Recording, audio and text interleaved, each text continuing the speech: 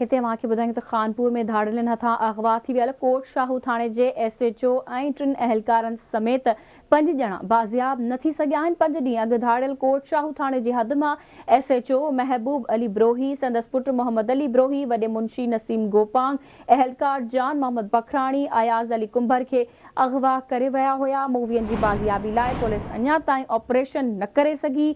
SSP Shikarpur नापरकोट थाणे जे अॻूणे SHO कुर्बान कखराणी खे बरतरफ़ करे छॾियो आहे।